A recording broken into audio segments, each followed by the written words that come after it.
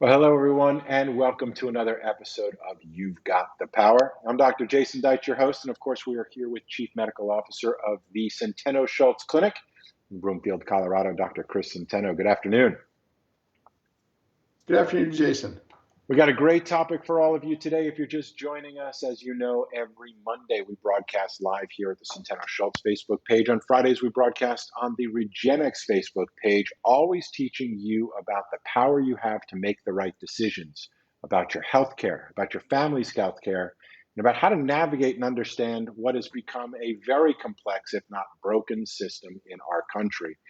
Today's topic is really important for a lot of people that are suffering from CCI, that's cranial cervical instability, and the impact that instability has on cranial nerves. Doc, it is a growing problem, I believe, that when people are suffering from it, it impacts them significantly. Let me just start off by opening up, for those that may not know, help us understand what CCI is and what symptoms people might experience that may be part of an undiagnosed cranial cervical instability. Yeah, so CCI is craniocervical instability. That means the ligaments that hold the head on are damaged and the head and the upper neck move around too much. The classic symptoms are headaches, visual disturbances, imbalance or dizziness. In addition to that, there's a collection of other symptoms that can include things like tachycardia, meaning rapid heart rate, anxiety, issues with the bowels, if you will, or gastric issues.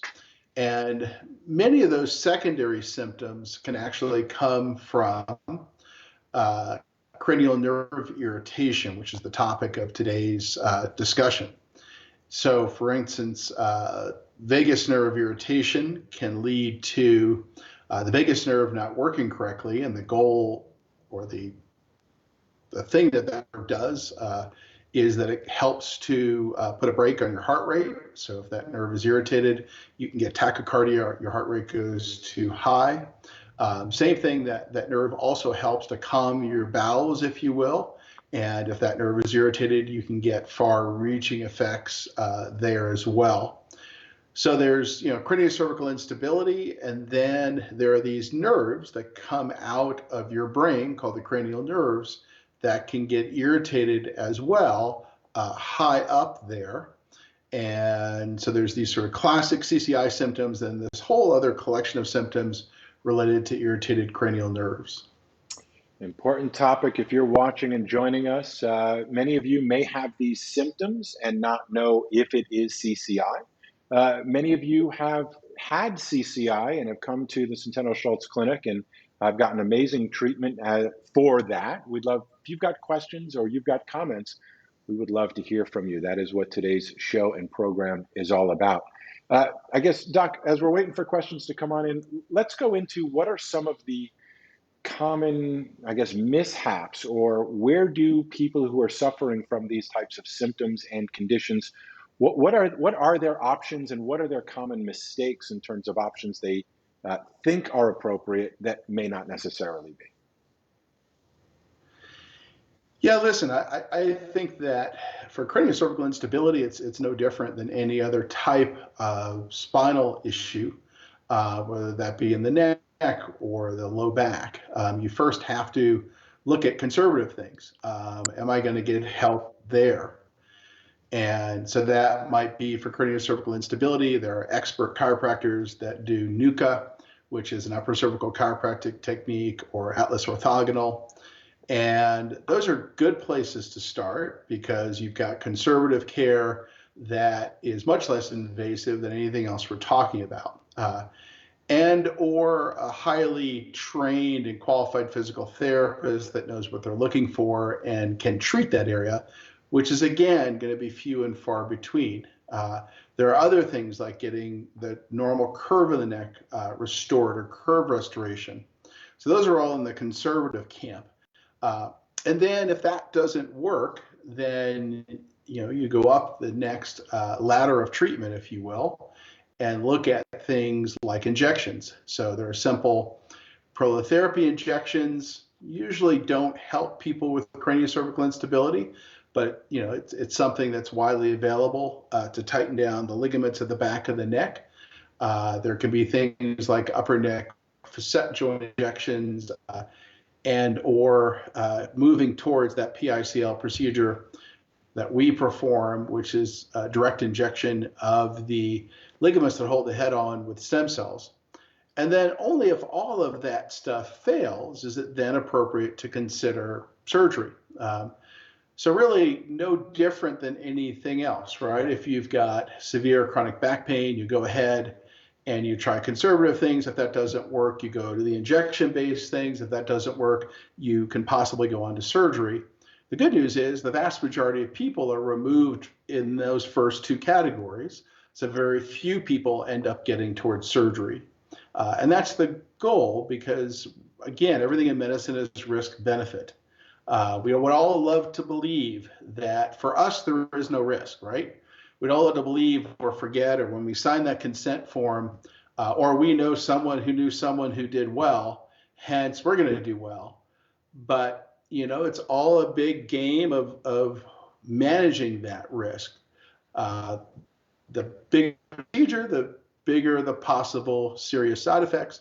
The smaller the procedure, the smaller the possible serious side effects. So playing that game, as we've talked about, that ladder of invasiveness is pretty critical here for CCI, and especially when we're talking about many of these secondary symptoms like vagus nerve irritation that can happen with craniocervical instability or CCI, or even irritation of the spinal accessory nerve, which goes to the sternocleidomastoids and upper trapezius muscles, and those muscles can get overly tight because of irritation of that nerve, because that nerve is right near the atlas bone, which is moving around too much, or even the hypoglossal nerve, which is coming out the front right near that atlas bone and can also get irritated, or the internal jugular vein can also get pinched as it comes through that jugular foramen where the vagus nerve comes out. So lots and lots of different things to consider there as far as treatment, but also an understanding that some of these CCI symptoms seem weird because they involve irritation of one or more of these cranial nerves. You bring up, I love the care ladder that you posted in your most recent blog post. If you haven't seen that, you should. And what you've just laid out really is the way most people should think about their care and seeking treatment, starting conservative, then moving up the ladder from there. What I want to get to, though, is many people skip the rungs of the ladder. They go from something's not right, let me check with my insurance company which doctor I should go to. Typically, that's a general physician who doesn't have a lot of experience in these types of conditions, so we'll refer them out to, some sort of specialist, maybe even a surgeon. And they skip, sort of rung one to, some of the higher rungs and go directly to some of these more invasive procedures. I'd love for you to lay out what some of those real risks are. I mean, when we talk about fusions, we talk about adjacent segment disease. What are the issues or concerns or dangers or risks that people need to be aware of that should hopefully inspire them to say, hey, before I jump to the top of the ladder, maybe I should start at some of these lower levels first? Yeah, I mean, fusion is an interesting one because there's obviously fusion in all parts of the spine. So fusion means that someone is going in and bolting something together to make it not move. There's lots of different ways to do that, but that can happen in the low back, the neck, or the high upper cervical spine that we're talking about here today. Craniocervical instability fusions, the most common one out there right now is a C1, C2 screw fixation. So that's where the screw gets placed through the C1, C2 joint. So as an example, what have we seen as far as complications from that one? Well, number one is you brought up adjacent segment disease. So that means that the joint above and below are eventually going to get trashed from that C1, C2 not moving anymore. And since that C1, C2 is responsible for 50% of all of your neck rotation. In fact, is the single most movable cervical joint that you have, then you're going to be putting an awful lot of pressure on the joint below at C2-3 and the joint above at C0, C1. We've also seen lots of C1, C2 screws placed too far into the C0, C1 joint, thus destroying that joint from day one after the surgery. I've seen several lives literally ruined because of that, meaning those people were far worse after the surgical procedure than they ever were before. Same thing with sacrifice of the occipital nerve. That's another big one because it's in the way of the screw. So frequently the doctor will either cut it or the screw will pass through it. And by doing that, no nerve loves to be cut or be damaged. And so you get sort of chronic headache type pain that's worse than it was before as that occipital nerve is damaged. So I've got a collection of patients who have had C1, C2 screw fixations, got much worse, or they had some parts of what was going on with them improve, and then new things come up that were just as bad or worse. So listen, that's why that ladder is important. It's important to understand that trying everything less invasive not only makes common sense, it's really what we're taught to do as physicians. You don't jump over rungs of the ladder just because. You've got to try all the rungs of the ladder that make sense. Now, sometimes it doesn't make sense. Sometimes the person has such severe upper cervical instability, they need to be fused right away. But those cases are few and far between in the CCI community. So just realize that, all of those options are there for a reason, and they're there to protect patients. And the message you want at home is that, yes, the problem with our healthcare system is there's not a lot of financial transparency. So everybody has, most people have some sort of financial concern about these procedures. It seems on the surface that just following what your insurance says they cover would seem to be the path of least financial resistance. In reality, there are things called surprise bills. Thus, the name surprise is usually the bad part about them. When people go down that route because they think it's the cheaper route, that's oftentimes a mistake. Doc, you've seen this in many cases where people thought, well, you know what, let's just get this over with. It's covered, it's less expensive. And they end up taking longer to recover. They end up having a secondary problem as a result of the issue that costs them more. Do you want to just lay that out? And then just a few minutes, we'll get into the questions of people who are watching. Yeah, so again, as I've said, little procedures, little problems, big procedures, big problems. Listen, it's wonderful when a big procedure goes well. I'll give you an example. We had a patient many years ago before we knew how to do PICL who really nothing helped her, and she was non-functional. She could barely sit up. She ended up getting an upper cervical fusion. She did really well, and that was wonderful. And then of course I started saying, maybe I've got other people in my crew, patients, because I had a lot of upper cervical instability patients that need these fusions, and started to refer out more aggressively for them, only to get these patients back, many of whom had more problems after the procedure than they did before. So again, I think you've got to keep all this in perspective. Yes, some people do well, but one of the things that's unique is having the perspective of a physician, right? You get to see all this stuff. We physicians get to see the puppet show and then the strings behind the puppet show. So for instance, when I have a doctor who comes to me for care, or I have a doctor's wife or husband who comes to me for care, they will frequently look at all this stuff very, very differently than patients. They don't go and try to find people who have similar issues. They kind of know what the system is. They've seen what the options are, and they're looking for the least invasive thing that's the most likely to work. And so that's why are they doing that? Because again, they've seen it all. They've seen all these people come in. And they've gotten a chance to look at various things and kind of have learned through the years, again, little procedures, little problems, big procedures, big problems.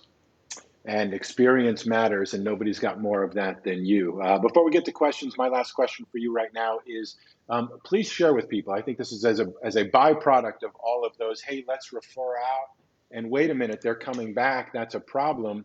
You've developed a PICL procedure. Would you get into more details as to what that is and what problem that solves specifically?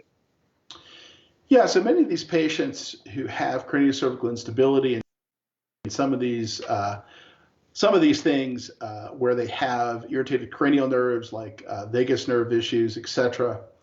The goal is to stabilize the upper neck. Now, there is no perfect procedure out there that's going to make them normal. The best you can do with a surgery is to try to just make them not move. And by doing that, you're going to do a lot of damage. You're going to be a bull in the proverbial china shop. So the goal of PICL was to try to find a way to tie the neck head on without being a bull in the china shop, meaning without cutting through important muscles that stabilize the upper cervical spine, or important bones, or destroying nerves, or making things not move at all. And that procedure goes from the front through the back of the throat, uses an endoscope with a needle to very specifically inject those ligaments that hold the head on. We've been able to help a lot of people avoid upper cervical fusions. And for those who don't get help at that level, they obviously can always go on and get an upper cervical fusion. We're not burning any bridges at all. Unlike, again, once you do a fusion, there is no going back to PICL. Just like once you do a low back fusion, there's no going back to being unfused. It is what it is. All right, we've got activity. People are asking questions. Please bear with my technical details here, but we'll get to it. Kimberly Albo says, Buenos dias. Hello, Kimberly. Thank you for that. Here's a question we've got from Cheryl Miller submitted in advance. It says, can cranial nerve issues cause digestive issues like severe GE reflux? Yeah, so realize that what the vagus nerve does is it calms everything down. So if you're chilling out watching TV and in that super relaxed state, then your vagus nerve is active. It's the brakes on the sympathetic nervous system, which is that fight or flight. Now, if you don't have that input chilling everything out, because the vagus nerve is getting irritated as it exits that jugular foramen, and it's getting irritated because of the cranial cervical instability, then you're the opposite. You have high heart rate. You are in that fight or flight all the time. And the first thing that happens in fight or flight is your GI system doesn't work real well. In fact, you need that calming time to digest stuff. So if you get into that fight or flight, you're being put into that fight or flight because the vagus nerve is not working correctly, then your digestive system is going to be dramatically impacted. It's one of the things people need to understand. When you want to understand the power, you recognize that this is all connected, that things here, right? This is the mind-body connection. And all communication that has to pass from the body to the brain has to go through here, and vice versa. Communication from the brain to the body passes through here. And so there's a tremendous amount of communication traffic that controls and coordinates all kinds of different functions of your body above and beyond sensory or pain fibers that are the ones we pay most attention to. So big issue, super important area to make sure you take care of sooner rather than later. Let's move on to Petra. Now, Petra asks, which upper cervical C1, C2 ligaments are you able to inject with posterior injections only? So realize, let's kind of go through some of this. So from the back, what you have are the supraspinous, interspinous ligaments that go up and down. And they go between these bones that you can feel. If you feel the back of your neck, and especially towards the very base or towards the very top, you can feel those little bones. Those are called the spinous processes. So those ligaments go between those, and those are the ones that are generally injected from the back. Now there is one between C1 and C2, and that one has a special name. It's called the vertebrodural ligament or the ventrodural ligament, because it's in most people jacked directly into the covering of the brain and spinal cord. So those are the ones that you can inject from the back. The problem is there's a heck of a lot more that are usually involved in craniocervical instability. So for instance, the alar ligament, the transverse ligament, the apical dens ligament, the accessory ligament, the anterior tectorial membrane, and two other ligaments forward of that. So none of those ligaments can be injected from the back. You can also pick up from the back the posterior atlanto-occipital membrane, or the PAOM. So 2 of about the 10 ligaments that can be injected or may have problems can be injected from the back. About 8 of them can't be. All righty. Thank you, Petra, for your question. Kimberly says, my back still feels amazing. When I look back at my life and realize I suffered with back pain my entire adult life prior to the stem cell injections from your Dallas clinic, I am so grateful to now feel normal. Kimberly, thank you for sharing your feedback, your experience. That's an important part of this process. If you've had a positive experience, that's what many people come here looking to find out. Is this going to help me? Has this helped other people? So Kimberly, thank you for your feedback. And for those of you that have had a positive experience, we appreciate when you share that with other people, even here on the show. Damien says, hey, Damien, he says, another blessed day to be alive. What pillows and beds would you suggest for a patient with osteoarthritis and disc bulge in the cervical region? Yeah, Damien. So, this is a pretty personal thing. And what I mean by that is that, I've seen patients, for instance, who love those cervical pillows that are kind of like cylinders.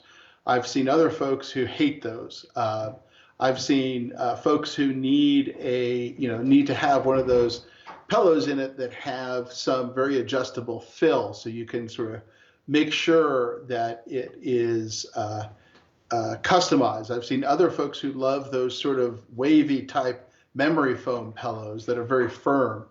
So literally, it's really very specific to the person. But I would say that there are some things to think about. So one might be, if you can afford it, is looking for one of the many adjustable beds on the market. There's actually, obviously, the Sleep Number one that's got a single bladder. There's actually now ones on the market that have 5 different bladders, which seem to me to actually probably be the most physiologic, meaning you can make the head one a little harder or softer, the shoulder one a little harder or softer, the low back one a little harder or softer, etc. Now, some people, again, love sleeping with a firm, really, really firm mattress, but that doesn't necessarily work for their partners. So that's another advantage of those Sleep Number type beds, in that you can have one person have theirs very firm, and you can adjust yours to whatever feels the best. And you can try, 5 or 6 different things one week after the other to see which setting makes you the best. Those can be expensive. So outside of that, just try lots of mattresses, spend a little time in the store and try to find one that really seems to feel like it supports your back or neck the best. There you go. That's great advice. Let's keep going. We've got Marie. Marie asks, what do you think about physios testing the alar and transverse ligament? The sharp purser test. Example, the sharp purser test. How accurate are those? Yeah, listen, just realize that craniocervical instability is a movement-based diagnosis, right? And one of our problems as doctors is that we haven't really had all that many movement-based imaging tests. So you see many of the measurements that are done on static MRIs, things like a Grab Oaks, a Powers ratio, or other types of measurements like a clivo-axial angle. All of those are done on static imaging. And that's really kind of silly, right? We're trying to measure a dynamic concept, meaning it moves too much, on a static image. So that would seem to be not the right pathway. Then you've got other things like DMX, which actually move, or movement-based MRI, which actually moves, which makes more sense. But you've also got other tests like you're talking about, where a physical therapist will go and actually try to see if the alar or transverse ligaments are giving too much. Now, a lot of that's going to depend on how skilled that therapist is with their hands.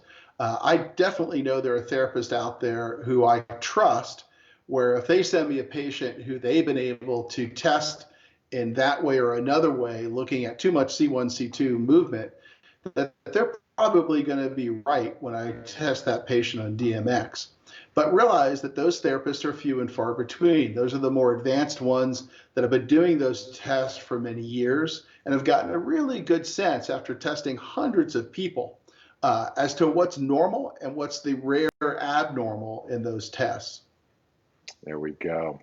And that's one of the challenges with these questions is, a lot of them are either practitioner dependent, good idea depends on the practitioner, or patient or person dependent. Like, well, it works for most people, but there's no promise it can work for you individually, specifically, without a specific diagnosis. So these are all generalities. Again, it's based on a practitioner, based on a patient, based on timing, based on their experience, etc. So thank you for your question. Damien follows up. He says, I love the ladder methodology. And he's 100% right. I think it's a great metaphor for understanding conservative care going up the rungs to more aggressive care. The other thing, I don't know if you intended this, but it also shows that the higher you go up in the ladder, the more risk. The scarier it is, the more dangerous it is. Yeah. Anyone who's ever been on a ladder can tell you that. So that's a great metaphor. Thank you, Damien. All right, we got Paula Simiel Shavarla. I hope I said that right. When getting a DMX, are there certain pre-test considerations? Tight muscles, pain that prevents range of motion? What should a physician's script specifically ask for that is important for a diagnosis? Yeah, it's a really great question, because one of the biggest problems we see with DMXs is that the patient doesn't have enough movement because of spasm to make a go of it. And that's probably maybe 2 out of 10 DMXs we see that just don't have enough motion. And that's not the patient's fault, right? They've got a lot of spasm because of their craniocervical instability. So they can't really move their neck because those muscles are locked down for dear life. So one of the things that we can do to get rid of that in a DMX is that if you're that person that knows you're not going to be able to bend your head like this, for instance, on a C1, C2 view, or to be able to turn your head all that much, or look down or look up very much, then you might need some pain medication or a Valium right before you do that test. Now, if you think you're that kind of person, and we do a telemedicine through our clinic, then just tell us that, and we will get you a prescription that you can fill. You're going to need a driver, obviously, to take that medication prior to that visit or that diagnostic test. That's probably the biggest thing we see. Every once in a while, we'll see a DMX site that just does it poorly. The good news is it's pretty standardized, so 9 to 10 out of 10 times, or 19 out of 20 times, the DMX center is doing it right. They're trying to, follow a protocol. But the biggest thing is not enough motion. There we go. Great question. Thank you for asking. Leanne Gove has a question, which is, why is CCI considered a rare disease? It seems like accidents happen all the time, and it's not terribly hard to injure your neck.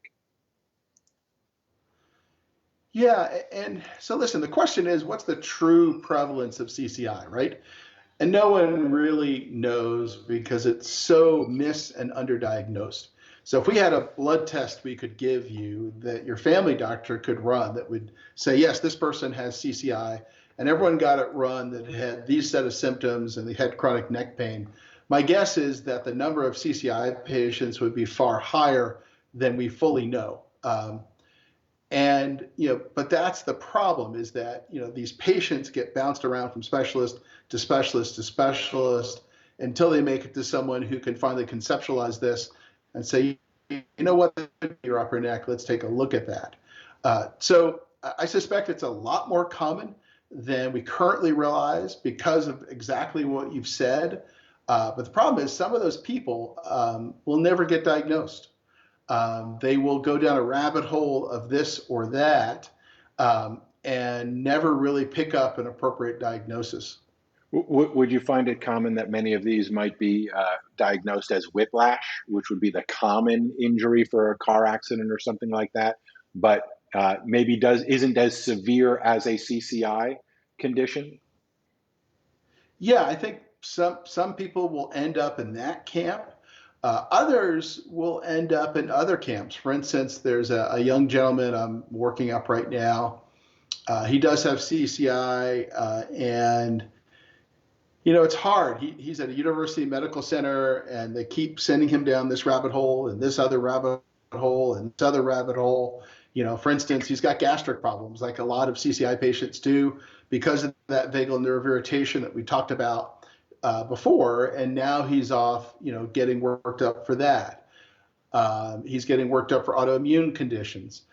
So as you can see, it's pretty easy to follow these little trails and, kind of forget where you started, i.e., in this kid's particular case, he was thrown from a jet ski, landed on his head. Makes sense. There's a nice injury mechanism there for craniocervical instability. But, he's going to University Medical Center that doesn't really understand CCI. And so they keep sending him down these rabbit holes. And if there wasn't someone to kind of anchor that and bring him back at some point, he could very well end up down one of these rabbit holes, never having figured out that this was really craniocervical instability. It's one of the common issues amongst doctors. My experience is that doctors tend to not diagnose things they don't have solutions for or places they can send them to. And so because they don't necessarily know what they would do if they called it a CCI, they tend to call it something else because they might have solutions to offer or referrals that they could send people to if it was diagnosed as something else. Is that reasonably accurate? Yes, I think that that's very, very common. And I think you also need to realize that physicians kind of bifurcate into two different thought patterns. There's one thought pattern that's related to all of the internal medicine related disciplines, which is they do not see the body from a biomechanical perspective. They only see it from a biochemical perspective. And then there are the disciplines, which are fewer and far between: orthopedic surgery, physical medicine, rehab, interventional spine, physical therapy, chiropractic, that see the world in biomechanical terms. And, so if you end up seeing a neurologist, for example, a neurologist comes from the internal medicine tree, which is the biochemical thinking. So you're going to get medications. Whereas if you see someone on the biomechanical side, they're going to try to interpret this in terms of things like upper neck instability or something else. They only have a certain number of choices on that list. But you go on to the other side of the medical tree, and it's not even on the option list. So it's going to go like this. Just meaning over their head and never really find a place for that seed to germinate because it's not how they were trained to think. It's an essential part. I hope everybody watching is sort of getting the nuance here that the traditional medical system is excellent at prescribing medication and performing surgery. If that's the kind of care you're looking for, that's the right place for that. If you're looking for a more conservative option, the lower rungs of the ladder are not drugs and surgery. That's unfortunately what you have to not depend on your primary insurance and primary general physician for. It does require some effort. And if Dr. Centeno, myself, and many of the practitioners who do work from this framework continue to have our way, we'll be able to continue to help consumers better understand the distinctions between those two things. There's an overwhelming amount of momentum to go, give me the drug, let's just get the surgery done and be done with it. But unfortunately, if that solved as many problems as they would like, we wouldn't have as many problems as still exist. All right, let's keep going. We've got more questions and not a lot of time. This one, again, stay with my technical difficulties. This one's from Ryan. Ryan asks, can cervical kyphosis be reversed and lordosis be restored by Dr. Katz, for example, without involving a PICL procedure? Yeah, it's a really good question. So what we're talking about there is the neck has a normal curvature, kind of C-shaped, shallow C-shaped curve called the lordosis. And when the curve goes the other way or backwards, it's called a kyphosis. So the answer is we've seen many patients treated through those kinds of methods. That's called chiropractic biophysics, which is a way to restore the curve. And they do very well. We've even seen some patients that we've diagnosed with CCI not really need treatment for CCI. So I would say it's always a great thing to try in conservative care before PICL and to see how far down that road you can get, because in our experience, at least, restoring the curve can make a tremendous difference for lots of patients. And it just makes sense, right? If you don't have a curve, your head is forward and it's kind of hanging on that transverse ligament and to a lesser extent those alar ligaments. So if those are already damaged and you can get that curve back and bring the head back, then you're going to place less pressure on those damaged ligaments and maybe give them a chance to heal. Name of the game. There we go. We have Adrian asking, I had an injury 3 weeks ago, which was 5 weeks post PICL, that has affected my treated ligaments and returned symptoms that had resolved with prior injections. Did I ruin my PICL by damaging my new ligament fibers at 5 weeks? Or is there still activity at that point that can heal the new injury of the treated ligaments? Yeah, Adrian, we're really looking at the 3 to 4 month time frame for ligament or tendon healing with orthobiologics. So the good news is it's still involved in that healing cycle. Now, I don't know enough about the injury to really comment specifically, but I can say that you're in that category of still healing from the last procedure. So I'd give it a little time. Excellent, excellent.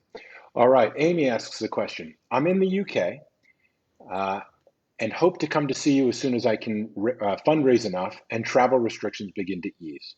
In the meantime, would you recommend algo cells? They say they work with you. I have EDS and Sjorgen's, so full body instability and arthritis that I'm hoping to treat away. But my main issue is CCI. They don't do PICL, so I'd need to come to Colorado for that. But would it be worth having posterior first with algo cells? Would be so grateful for a response. Would also be amazing to have a consult with you online if possible. Yeah, so algo cells can certainly do the posterior treatment. So that might involve, for instance, injecting the upper neck joints or the cervical ligaments. So I think you should consider that, especially if you're in the UK and there's difficulty getting to the US right now from the UK. So I would definitely consider that. And they can go ahead and start there and see how far down that road that we can get. When it comes to other areas where there might be instability due to EDS, they can certainly treat all of those other peripheral joint areas as well. So that's a great place to start because they're right there now, newly in London, I understand. And then obviously once all this calms down, the good news is all the case volumes, all of the deaths, the hospitalizations are currently on their way down, which is what was expected to happen once we got through mid-January. So once all that happens, a couple months from now, where everything starts to reopen, then you can obviously make your way out to Colorado. We look forward to it. Roger's saying, thanks for offering these live streams. Roger, you're welcome. We appreciate the feedback. Kimberly says, I did have 2 PRP injections over a couple of years from Dr. Mova to calm the cervical pain into the back of my head, which felt as if I had been hit on the back of my skull for many years. That pain is also gone. Thank you again for that testimonial. Appreciate that. All right, we've got Roger with another follow-up. And again, I'm having some technical issues, so thanks for being patient. Roger says, Canada is now imposing a $2,000 3-day mandatory quarantine in a government-approved facility on top of the US imposing a new 2-week quarantine upon entry into the US, hotel $2,000. That's $6,000 Canadian in extra hotel and COVID test costs since September's visit. Any dangers with waiting too long after first PICL? I'd like to do second PICL before my platinum membership expires, but COVID is making things difficult. Then he says, by the way, Davis X-ray shows C1, C2 overhang is less than 40% of that in November 2019. Good. So listen, I think that, yes, we just heard about this. I don't think there's any quarantine coming this way from Canada into Colorado. I have not heard that from any Canadian patient, nor does Colorado have any type of quarantine. There are US states that do have a quarantine. California, I believe, now has one, and other northeastern states, but Colorado does not have an entry quarantine. So I don't think that will happen on that end. But there certainly is this issue of having to pay for COVID testing and then stay in a government, I don't know, whether it's a hotel or whatever, quarantine facility for a couple of days until your COVID test comes back negative. So that is a very real issue, and it's going to add hassle and cost for patients. So since there really isn't any issue coming the other direction, my recommendation would be to stay here for a couple days, get nice and settled in, feel better, and then head back. And yes, that's a pain in the neck. I also have to wonder at some level whether it might be related to retaliation, for the Keystone XL pipeline that got canceled or something like that, because it does make a lot of common sense right now, given the fact that all the case volumes are going down, all the hospitalizations are going down. We're clearly on the other end of that curve. So I don't know where that's coming from. And it is a pain in the neck. It's a pain in the neck to fix your neck. Anyway, had to. All right. Quite literally a pain in the neck. Megan says, awesome, so important. I have experienced this. Thanks, Megan, for watching. Marie says, can you get base of skull or neck pain from instability from lower levels, or is it always CCI? Great question. Yeah, it is a great question. You can. So for instance, if you've got lower level instability, what that could do is that the big muscles will then jump in to try to stabilize. And those big muscles can be the sternocleidomastoid or the upper trap. And those nerves that come out there, the lesser occipital nerve behind the SCM, the greater occipital nerve to the side of the upper trap, can then get irritated, causing headache.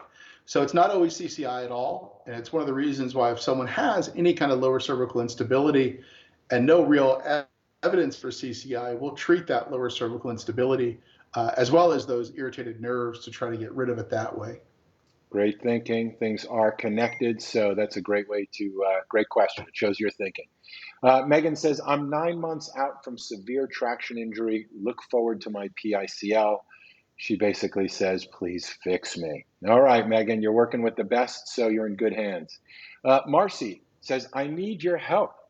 I've been to your clinic, wanted to head back for treatment, but then COVID hit. I'm in Canada, and no one here will even talk about my CCI, confirmed through DMX. They will only look at nerve damage down my right arm, hand, from the osteophytes, the stenosis. This is very much what you're talking about in terms of limited ability to understand the dynamics of these types of injuries. Your thoughts, Doc? Yeah, so, again, the whole Canadian thing, I don't think it's an issue coming here. It's just getting back. So that's going to certainly add cost and hassle. 3 days of staying in one of these quarantine hotels, and then I think you have to pay for the test yourself. So that's going to add cost and hassle for sure. And then on the concept that a lot of folks will just look at what I call the bright shiny object. That's very, very true. They'll get a cervical MRI. They'll see some degenerative disc disease down here, which a lot of us have as we get older. And that's where they'll point to, not really understanding that the symptoms don't really match that, or some of the symptoms match that, but some of the symptoms don't at all match that. And you know, we've seen a lot of people who are in that donut hole, if you will. There we go. Emily asks the question, who is Dr. Katz? You want to give a shout out to Dr. Katz? Yeah, Evan Katz is a really great chiropractor who's not far from us. You know, he's got a DMX unit and has really become an expert in DMX. In fact, he published really the only normalization data that exists for DMX now, meaning what's normal, what's abnormal. And in addition to that, does curve restoration, chiropractic biophysics, and is an expert in that as well. So we work with him quite a bit to help our folks get a normal curve back or to get a DMX done, because Evan really wrote the book, if you will, these days on what is a normal DMX versus what's an abnormal DMX. Great question, great guy, and thank you for asking. All right, we got more questions, so let's keep going through them. Damien asks the question, what is your perspective on podiatrists? Heads up, there's smoke downstairs. The alarm may sound. It's going to be loud. All right.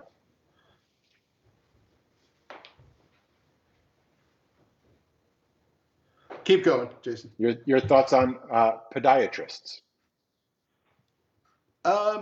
Yeah, you know, listen, I think it all depends on what it is we're talking about. Heads up, there's smoke downstairs. Hold on a second. The alarm may sound.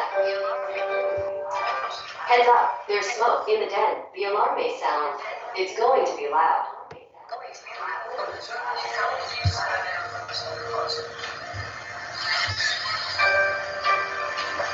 Heads up, there's smoke downstairs. And in the den, the alarm may sound. It's going to be loud. Okay, so podiatrists, it all depends really on what it is we're talking about. Podiatrists are... Heads up, there's smoke downstairs.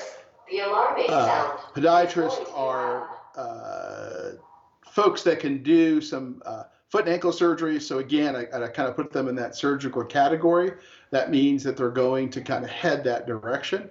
So it's like anything else. That's higher on the ladder of invasiveness. So you're going to want to try to see if there's anything lower on the ladder that applies to you. There we go. All right. Ryan wants to say thank you, Dr. Centeno. You're welcome. Thank you for asking your question. Megan's got a follow-up. How do I protect key structures of CCJ while waiting for PICL from damage? For example, her cranial nerves. Should she be wearing a collar? Yeah, you know, the problem with collars is they're a two-edged sword. So on the one hand, I think if you wore one intermittently during high-risk activities, so for instance, for a lot of CCI patients traveling in a car or on a bumpy road can really mess them up. So that would be a great use of a collar. But if you use a collar all the time, the muscles that stabilize and help stabilize that area are going to get weak. And we need those muscles eventually to get stronger to help stabilize. So very, very important to recognize that a collar is a two-edged sword. If you're going to use it wisely and only in those situations where you think you're going to get aggravated, but all the time will cause more harm than good. All righty. Questions keep coming, so we'll keep asking. This is Sunshine. I am looking forward to my trip out in March for my first PICL procedure. I have a significant atlas overhang on one side and minimal to none on the other. Does this mean you will be focusing stem cell injections on the side with more damage? Not necessarily, Sunshine. Our goal is to really treat and tighten down everything. Now, what can happen there is, you know, if we know what side it is, and we are, you know, probably 1 in 10 times, for whatever reason, we might be struggling to get it on one side or the other. We're obviously going to prioritize that side, but usually we inject it all, simply because I can't rule out there might be not be other damage in other parts of the ligament. that we're treating, and we're going to want to get, for instance, the alar ligament, the accessory ligament, the transverse ligament, and any of those other ligaments that I talked about before. All righty. Marcy Penny is asking the question, is there anything else I can do besides wear a neck brace? As soon as I take off the brace, it feels like crap. Yeah. Heads up, there's smoke downstairs. The alarm may sound. It's going to be loud.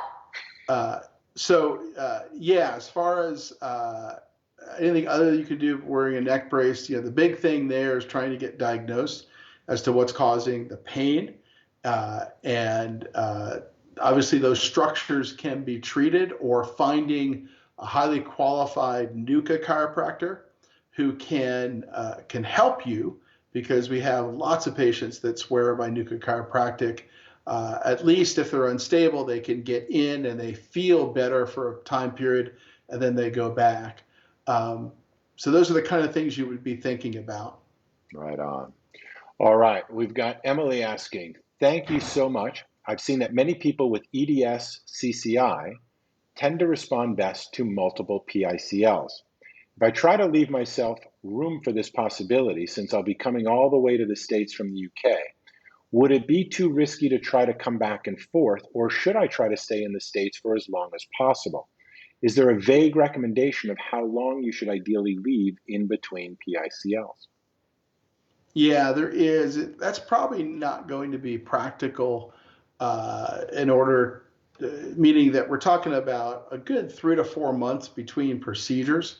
So not going to be practical to stay here unless you really want a long-term stay. I guess that would be theoretically possible. So for instance, it's 2 to 4 procedures right now on average.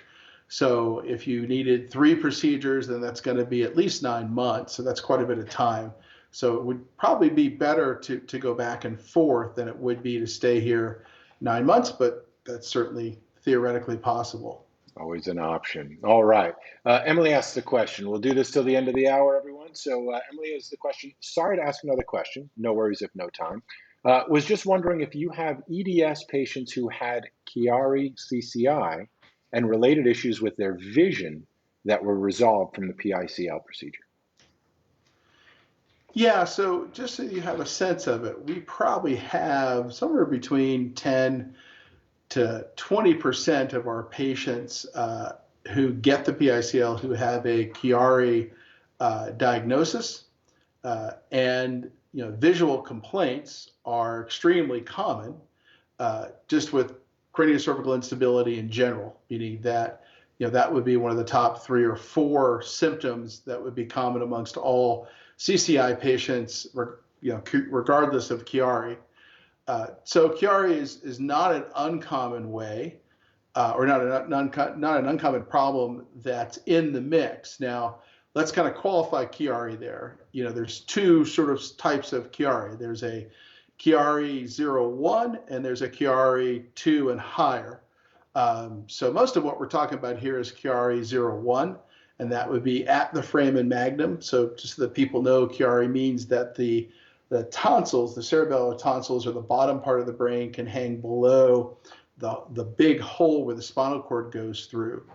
But a lot of our patients have a Chiari diagnosis of one sort or another, usually 0-1. All righty. Tamara Fields says, hello, my C1 is so loose I cannot function anymore. I hit my head twice. Now I found out I have thinning of the base of the skull, so fusion is not possible. The C1 is rotating and subluxing. Would I be a candidate for your trials? Would you be a candidate for the trials? You may be asking about the clinical trials. So that's something that has to be looked at if you're asking about the clinical trial. The good news about the clinical trial is that it's free. The bad news is you might get randomized to either the treatment or a placebo treatment or a sham treatment. So again, realize that once we get done with that clinical trial, we will have much higher level research that exists for cervical fusion, because there is no cervical fusion level 1 randomized controlled trial. This is a true sham trial. So if that's what you mean, that you've got to certainly be qualified for that. And that's something that would need to be looked at. If what you mean is a candidate for the treatment, then yes, there's nothing about thinning of the skull where someone wants to put some screws that would affect what we're doing with the PICL. All right. Adrian asks, I have a significant rotation of C5 and some rotation of C2. How will this impact the ability to correct my CCI? Will the posterior injections and PICL correct those rotations? Yeah, so you have to realize that there'd be two different causes there. One would be because of some sort of scoliosis or side bend in the spine that's coming from the bottom up. The other would be that the ligaments there that hold those areas are loose. And because those are loose, then those areas, those bones are rotating. So at the end of the day, if it's because the ligaments are loose, then the goal would be to correct those rotations. If it's because there's a lot of scoliosis or side bend coming from the bottom up, then they may not be fully correctable unless that's dealt with in some way.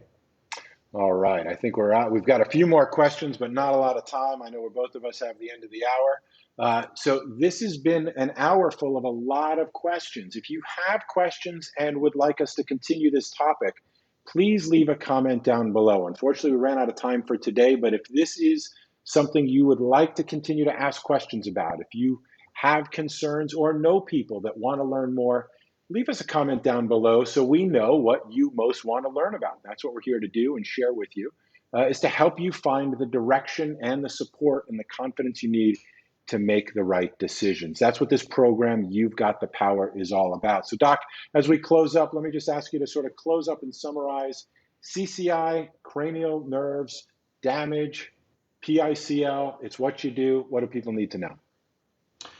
Yeah, so listen, I think there's been a tremendous amount of interest, so we can certainly, let's book one now for a week from today, on Monday when we come back to the Centeno-Schultz Facebook page. We'll do a CCI topic, so that way anyone who didn't get their questions answered today can put that on their calendar for a week from today, 1 o'clock Mountain Time, which will be 3 p.m. Eastern Time or noon Pacific. Centeno-Schultz Facebook page, we'll do another one of these on CCI. Let's get everyone to make sure they've got all of their questions answered. And then just on the overall topic, yes, cranial nerve irritation is really common in CCI, and I think it's one of those things that explains all the symptoms that gets people down all of these different rabbit holes like I was talking about. You know, as an example, you got someone who has vagus nerve irritation, they've got tachycardia. Next thing you know, they're getting a full cardiac workup, the $1 million cardiac workup, when it's really coming from here. So thanks so much for everyone participating today, and we will be back in 1 week and try to get to these other questions. All right, everyone. Thanks for joining us for another episode of You've Got the Power. We appreciate it. We'll leave a link down below if you'd like to find out if you've got coverage for these Regenexx procedures. You want to go to regenexcoverage.com. We'll leave the link down below. Thank you for your questions. If you know people that should be watching this, you can leave their name. You can tag them in the comments. That will invite them to watch this video, or you can invite them to join us next week and ask their questions live. Until then, we will see you Friday on the Regenexx Facebook page. But CCI, you and I, Centeno-Schultz next Monday, will be here. Thanks for joining us, everyone. Thanks, Doc. Take care, everyone. Stay well and be kind. Thanks for watching.